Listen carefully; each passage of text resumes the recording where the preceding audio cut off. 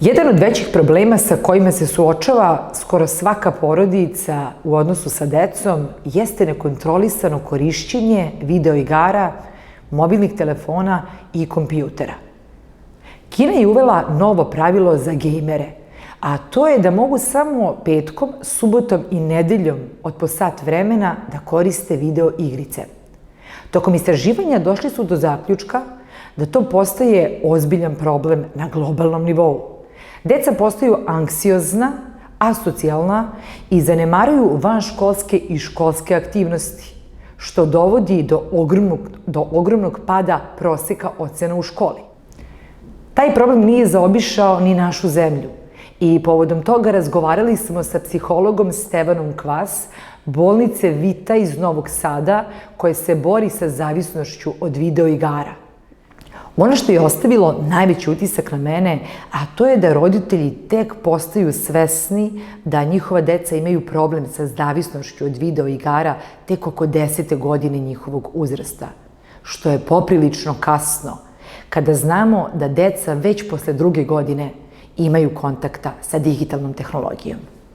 Kako prepoznati na kom je nivou zavisnost od videoigara, interneta i društvenih mreža kod dece i kako u bolnici Vita pristupaju u rešavanju tog problema?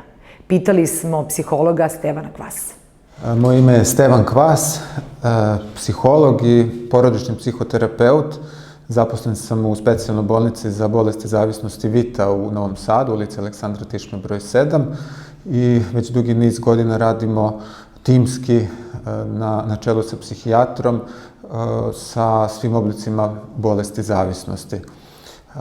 U poslednje vreme sve više se javljaju roditelji, pre svega roditelji, koji imaju problem sa decom, a deca imaju problem sa zavisnošću na jako ranom uzrastu od videoigara, od preteranog korišćenja interneta, društvenih mreža i tih sličnih stvari. Svako 4. dete u Srbiji, ukoliko se dopusti da nesmetano koristi sve te sadržaje, neminovno će postati zavisnik. Znači, mi već ulazimo u ogroman rizik da utičemo direktno svojim postupcima, svojim davanjem na izvolte od tih pesmica pa do igrica, onih koje sam malo prepomenuo, direktno imamo tu vezu u stvaranju zavisnosti. Retko koje dete će odoleti tome, da li će to biti odnos kasnije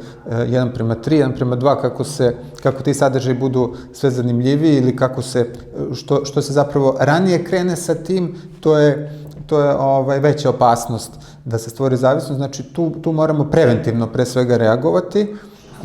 Suština jeste u edukaciji roditelja, u pravljanju adekvatnih planova na dnevnom nivou. Znači, bukvalno moramo nacrtati prvo roditeljima, onda i tom detetu kako da provode vreme. Znači, najvažnije u tom početnom uzrastu je učenje po modelu od roditelja, kroz igranje, kroz obavljanje bilo kakvih kućnih poslova. Treba uključivati decu da provode što više vremena na konstruktivan, kvalitetan način, da jačaju i svoje telo i svoj um i svoju psihu, da prosto uče razne životne veštine koje će im biti od velike koristi i pri polasku u vrtić i u školu i tako dalje.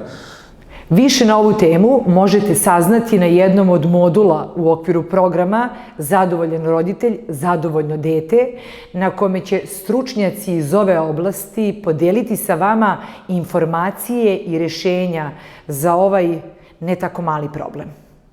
Dodatne informacije za prijavu za program Zadovoljan roditelj, zadovoljno dete možete pronaći na našem sajtu Instituta EDEPA.